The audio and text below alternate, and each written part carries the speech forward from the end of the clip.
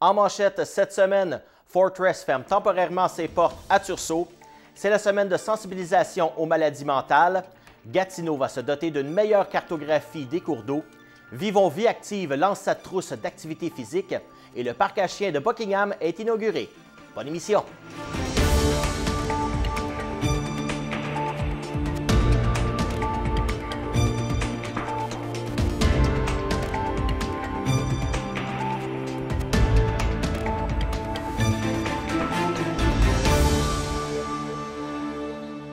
Bienvenue à InfoMag. Les employés de l'usine Fortress de Tursault ont appris lundi qu'ils perdraient leur emploi pour une durée minimale de 4 mois. En raison de la forte baisse du prix de vente de la cellulose sur les marchés mondiaux, la compagnie n'était plus rentable et perdait des sommes colossales chaque semaine. Malgré le prêt de 5 millions de dollars déjà accordé, l'usine ne pouvait plus opérer. Mardi matin, le ministre de l'Économie et de l'Innovation, Pierre Fitzgibbon, est venu annoncer une aide supplémentaire. Tous les efforts qui peuvent être faits vont être faits pour s'assurer qu'on maintienne l'opération de l'usine et qu'on maintienne les emplois qui sont ici à l'usine de Tursault. On est dans un mode action pour permettre de mettre en place des solutions pour réaliser l'objectif. Aujourd'hui, je vous confirme que le gouvernement du Québec accorde par l'entremise de Investissement Québec, notre boîte d'investissement, un prêt qui pourrait atteindre 8 millions de dollars à Fortress. Déjà en août, le gouvernement, par sa branche Investissement Québec, avait octroyé un prêt de 5 millions de dollars permettant à l'usine de continuer ses opérations. Mardi, c'est un autre prêt d'un maximum de 8 millions de dollars servant à maintenir l'usine en bon état de marche qui a été accordé. Ce prêt total de 13 millions de dollars mis en place, selon nous, va permettre la conservation des actifs parce que nous allons opérer quand même l'usine sans faire de production. Il va y avoir 40 quelques personnes qui vont être ici. On va s'assurer qu'on maintienne les actifs pendant la fermeture temporaire de l'usine. Ceci va permettre, selon nous, le temps approprié pour trouver un acheteur, un repreneur stratégique qui va prendre cette usine-ci. Le gouvernement s'occupe déjà de ce dossier depuis quelques mois. Son but est de trouver un acquéreur stratégique pour l'usine qui est prêt à investir quelques dizaines de millions de dollars pour en moderniser les installations et ainsi abaisser ses coûts de production. La date d'échéance pour le gouvernement est le 30 novembre. On écoute le ministre Fitzgibbon. On se donne jusqu'au 30 novembre pour pouvoir identifier un acheteur potentiel et travailler avec lui de concert pour s'assurer que l'usine soit réouverte et qu'elle puisse être en opération. Le maire de Tursault, Benoît Lauzon, a offert son entière collaboration afin d'aider les dirigeants actuels à trouver un acheteur et sauver les plus de 300 emplois dans sa municipalité. Soyez assurés qu'on va être là pour supporter nos citoyens, nos résidents, les travailleurs de l'entreprise. On va être là pour aussi suivre de très près le dossier de relance de la papetière de Tursault. Puis on va être capable de donner l'information nécessaire. Ça fait que ce matin, Monsieur Giovanni, les infrastructures pour rencontrer vos employés de la papetière sont disponibles pour vous. Si vous avez besoin de salles ou peu importe, soyez assurés que la Ville va être là. On est des partenaires avec vous dans ce projet de relance. Le député de Papineau, Mathieu Lacombe, était également présent lors de l'annonce.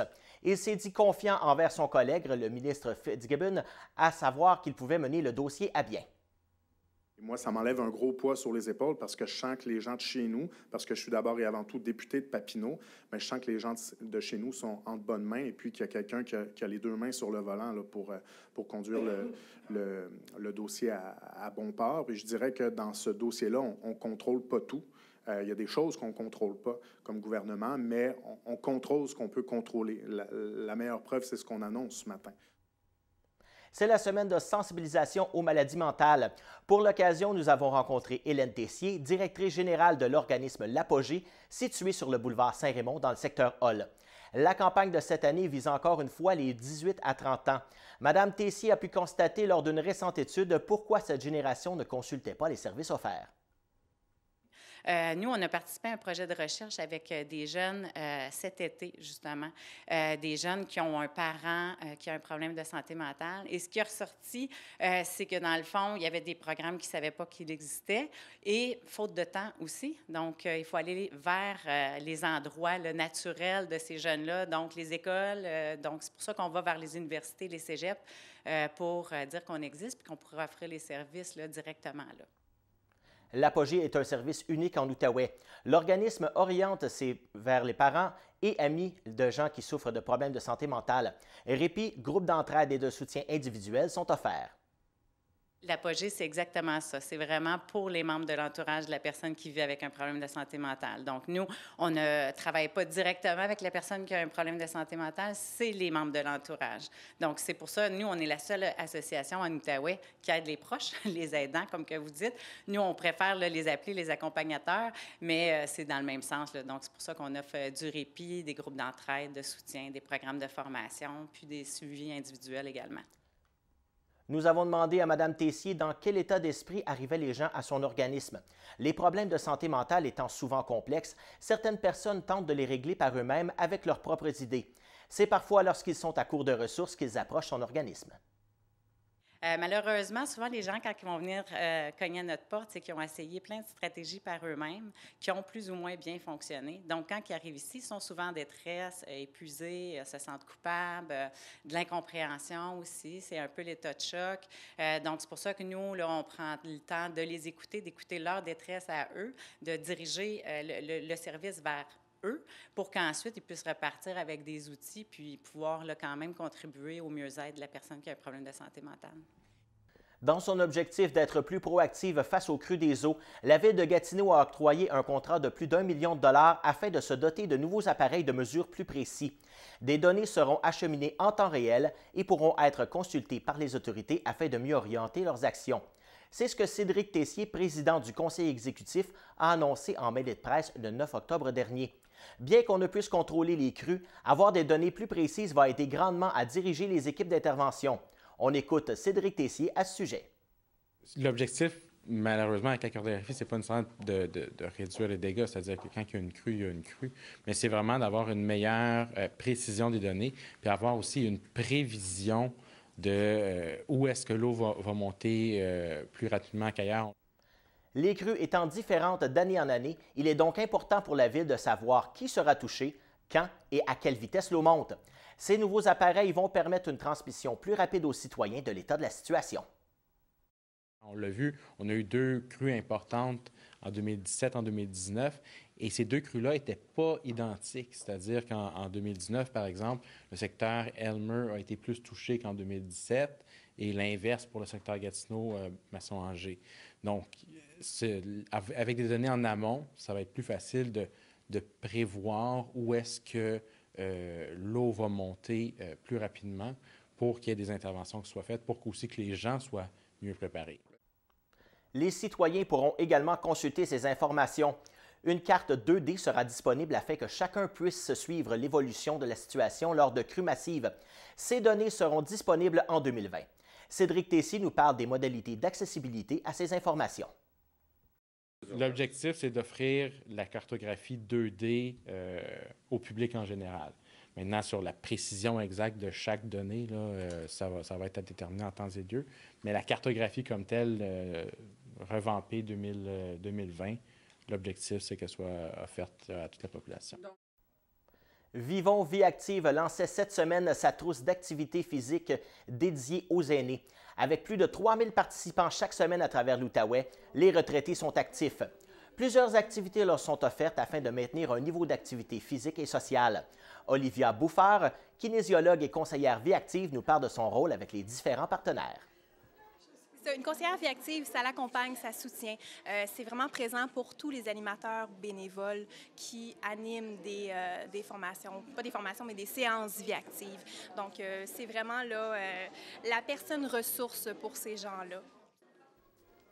Récemment arrivée en poste, Mme Bouffard nous parle de ses constats sur la santé des participants. Malgré que les gens avancent en âge, leur niveau de santé semble bon selon elle. On l'écoute. je trouve qu'en Outaouais, ils sont quand même très actifs. On a beaucoup de gens qui sont impliqués dans Vie active. Donc, on a, comme on disait, là, 125 regroupements. C'est plus de 3000 participants à chaque semaine qui font de l'activité physique. Donc, on a vraiment des groupes là, qui sont actifs, qui tiennent à leur santé, qui se maintiennent en forme grâce à l'activité physique. Donc, je trouve que l'Outaouais, on s'en sort quand même bien. Sylvie Lafontaine, coordonnatrice de la santé publique au CIS de l'Outaouais, a constaté les bienfaits de l'activité physique sur les aînés. Sans avoir quantifié précisément les impacts de la vie active, elle est convaincue que des saines habitudes de vie aident grandement à prévenir une surcharge des services médicaux. Là, effectivement, là, je n'ai pas de chiffres à vous donner aujourd'hui, mais on s'entend tous pour dire que le plus longtemps, nos gens vont être en santé, vont prendre soin d'eux, vont aller vers des saines habitudes de vie, que ce soit par l'exercice, par une saine alimentation, par des activités physiques, aussi pour le fait que les gens soient ensemble, hein, ça fait en sorte que les gens sont moins isolés. C'est bon pour la santé mentale de tout le monde là, quand on s'active comme ça puis qu'on participe à des activités de groupe. Donc oui, moi je suis convaincue là, du point de vue de la santé publique, mais aussi du CIS de l'Outaouais que ça fait réellement une différence. La présidente de l'Académie des retraités de l'Outaouais, Mme Gisèle Bisson, nous a mentionné comment l'organisme peut changer la vie des nouveaux membres. En se regroupant, ils brisent ainsi l'isolement et peuvent maintenir ou refaire le réseau social. Admettons qu'une personne est toute seule, reste dans sa maison, il y a quelque chose d'annoncé quelque part, elle aimerait aller au cinéma, elle aimerait aller au resto, elle aimerait aller quelque part, mais elle est toute seule. Alors, en entrant dans une association comme la nôtre, elle rencontre d'autres personnes, et là, ils s'organisent pour sortir ensemble, pour faire des sorties ensemble. Après la mise en service et l'accréditation par la Ville de Gatineau, le parc à chiens de Buckingham a été finalement inauguré. C'est le conseiller Martin Lajeunesse, un des instigateurs du projet, qui a eu l'honneur de couper le ruban. Bien couvert depuis récemment, le parc est déjà très populaire auprès des propriétaires de chiens qui peuvent laisser librement courir leur animal favori. Il est situé sur l'avenue de Buckingham, voisin de la caserne de pompiers. C'est ce qui termine les nouvelles de cette semaine. Après la pause, on passe en entrevue avec M. Jean-Yves Laure de l'Appui Outaouais. Est-ce que tu sais à combien papa peut rouler dans les quartiers de Gatineau? Ben oui, jusqu'à un maximum de 40 km/h. T'es bien bon, toi. Tu veux-tu une réglisse? Ben oui. T'aimes ça, la réglisse, toi? Oui, vraiment. Maison. École! Papa, c'est 30 km/h autour des écoles. OK, papa, maintenant tu peux aller à 40 km/h. Amoureux de tes yeux, j'ai envie de crier, de rire, j'ai envie de chanter. Amoureux de... Wow, c'est pas de l'amour, c'est de la sécurité routière. Quand t'es piéton, faut que tu fasses un contact visuel avec les conducteurs avant de traverser. Ah, oh, lâchez-moi avec votre musique. Tes yeux, le bleu de tes yeux me fait rêver.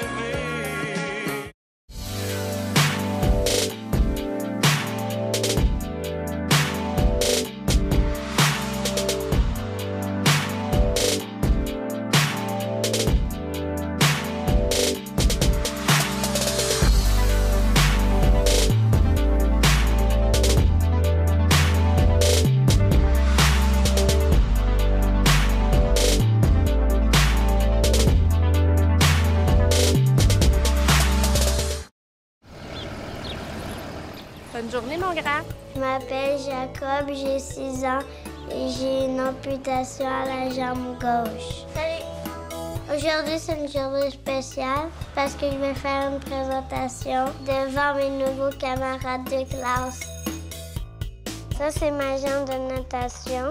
Ma prothèse de natation, c'est les amputés de guerre qui me l'ont donnée. Merci de votre appui.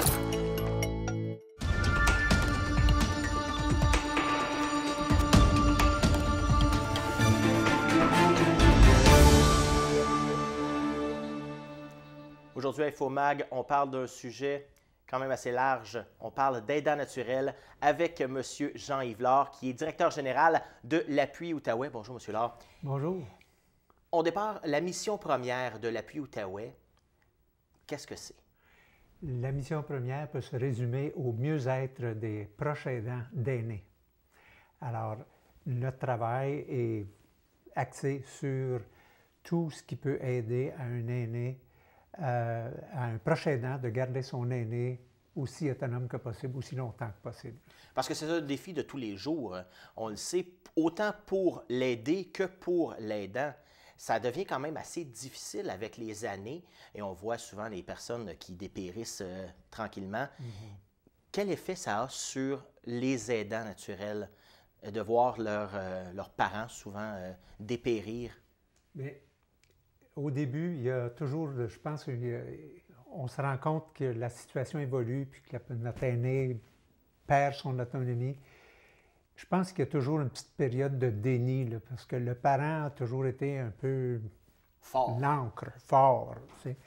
Alors, il y a une petite période de déni, mais au fur et à mesure que ça progresse, au fur des années, au fur et à mesure que les années progressent et que la maladie ou les pertes cognitives progressent, l'aidant doit être de plus en plus présent. Alors, évidemment, ça demande beaucoup de la part de l'aidant.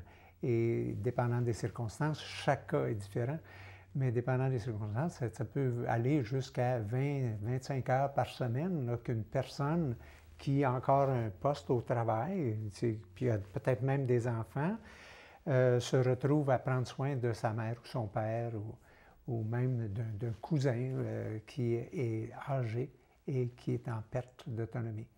Alors, ça peut vraiment prendre de leur temps et les user. Oui, on le sait, il y a souvent des gens qui vont décéder même avant l'aider. Ça arrive. C'est une situation qui est quand même assez documentée. Mais je me demande, est-ce que le milieu du travail est quand même assez réceptif à ce que les gens prennent soin? On parle souvent du travail-famille. Est-ce que l'aidant naturel peut compter la plupart du temps sur des programmes, des patrons? Est-ce qu'il y a une compréhension? De plus en plus. Et puis, je pense qu'il y a eu beaucoup de travail de fait dans cette direction depuis quelques années au Québec. Je pense partout au Canada, effectivement. Mais de plus en plus, les employeurs sont de plus en plus conscients que pour avoir un employé en forme et en santé au travail, il faut qu'il soit en forme et en santé chez lui aussi. Et puis, le défi que l'on retrouve, c'est que seulement environ 15 à 20 des aidants qui en parlent à leur patron. Oh, donc les patrons ne sont pas au courant du tout. Souvent, ils ne sont pas au courant de la situation personnelle que la personne est en train de vivre. Alors, moi, ce que je dis toujours, c'est parlez-en à votre patron. Parlez-en, il peut peut-être faire certaines accommodations, peut-être. Puis le plus tôt possible, parce qu'au début, peut-être que ça veut dire je vais prendre un vendredi après-midi pour un rendez-vous pour accompagner ma maman chez le médecin, mais dans le temps, peut-être qu'il va y avoir des interruptions et tout ça, et ça va demander de plus en plus de flexibilité. Alors parlez-en le plus tôt possible. Parce que souvent, le patron, n'étant pas au courant, peut supposer des choses comme quoi, bon, mon employé est fatigué, arrive le soir, il n'a pas dormi, qu'est-ce qui se passe? Est-ce qu'il est en dépression aussi? Il peut y avoir des phénomènes aussi de dépression chez tout à fait. Chez les aidants. Effectivement. Et une personne qui est fatiguée, qui a été interrompue dans son sommeil pendant la nuit, par exemple, au travail, le lendemain, on s'entend qu'elle ne sera pas à 100 %. Alors, le patron peut juger ça sur toutes sortes d'aspects qui ne sont pas la réalité. Est-ce que c'est honteux encore d'en parler? Pourquoi on en parle? Je pense que c'est plus un phénomène de devoir et on se sent coupable de demander pour de l'aide. Et on le voit même entre voisins, entre membres de la famille parfois, de dire « j'ai besoin d'aide, là, j'en ai trop, là. J'en ai vraiment trop, je commence à souffrir ». Et puis, je pense qu'il y a un certain devoir, je dois le faire. Et puis la culpabilité qui rentre là-dedans. Alors, c'est un rôle qui peut être très exigeant et épuisant. Et donc, vous avez créé les prix Merci. Les prix Merci, on donne ça aux aidants, mais comment on fait pour les inscrire? Quel est le processus pour les choisir? Parce qu'il y en a tellement d'aidants naturels. Oui, effectivement. En Outaouais, on calcule qu'il y a plus de 30 000 proches aidants d'aînés qui offrent du soutien à plus de 5 heures par semaine. Alors, ça fait quand même un grand une grosse partie de la population.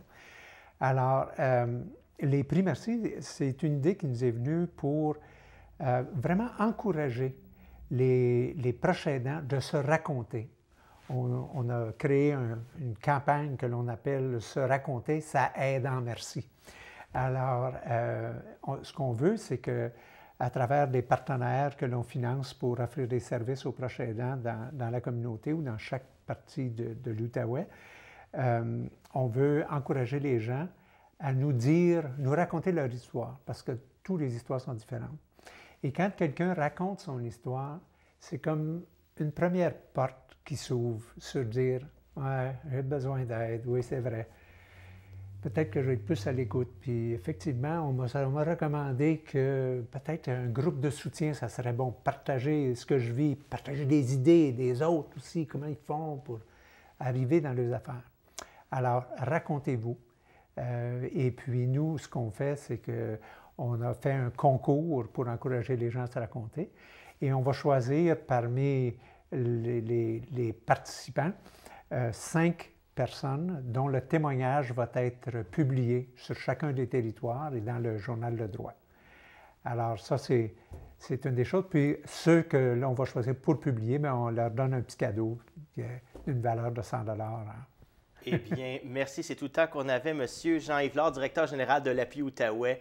Merci d'avoir été là. Et nous, on passe à la chronique culturelle avec Jessie Laflamme.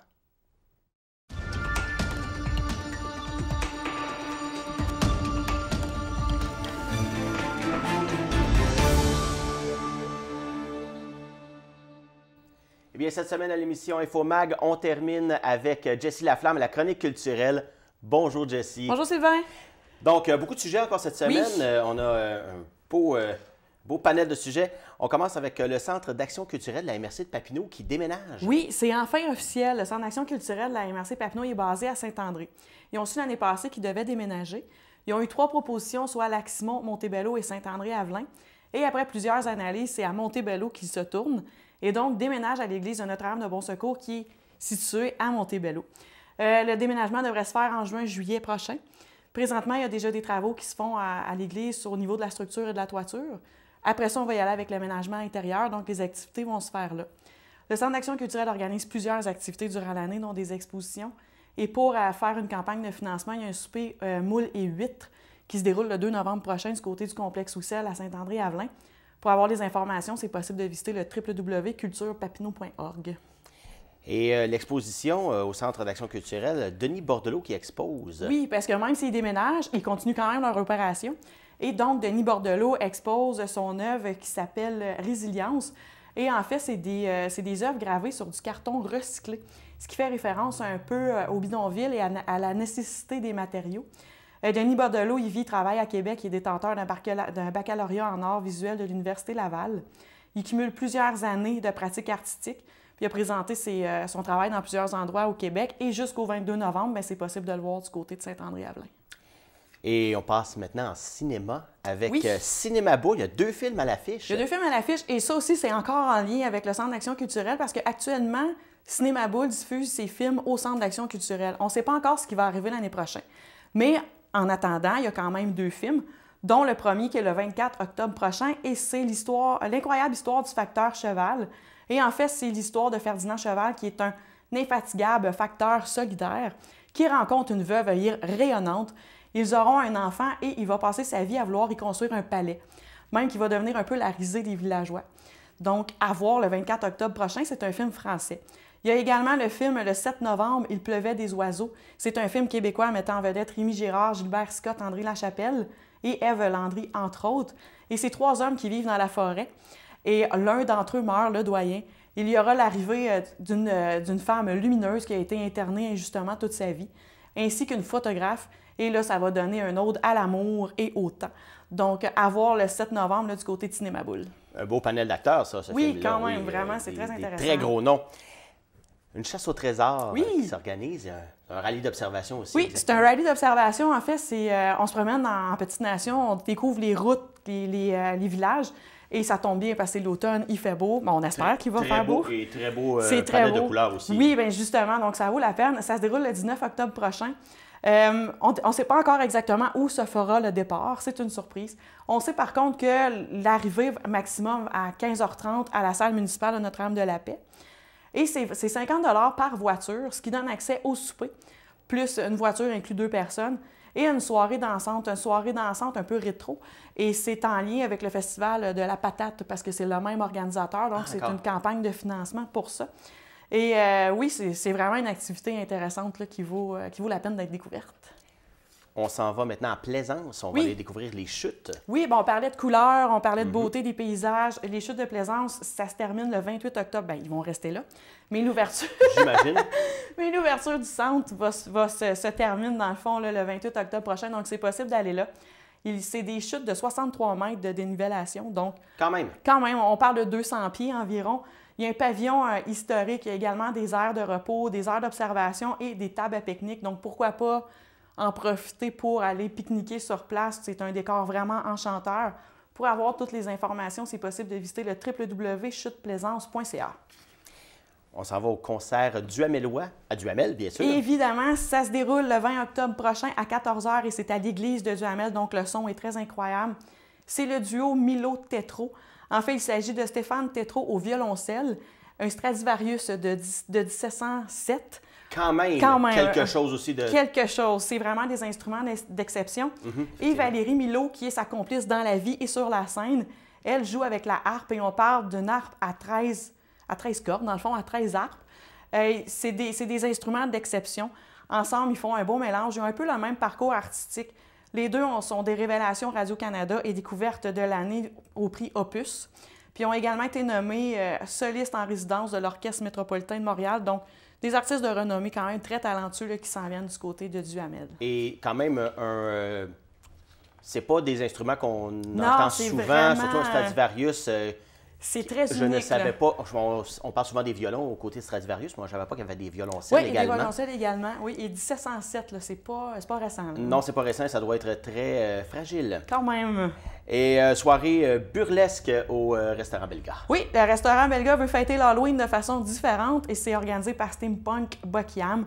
Et donc, 25 octobre prochain, spectacle burlesque à 21h. L'entrée est gratuite, ce qui est intéressant. Donc, on promet une soirée d'Halloween un peu glamour, extravagante, une ambiance humoristique inquiétante. Donc, ça pique la curiosité quand même. On peut aller voir ça. Je le rappelle, c'est gratuit.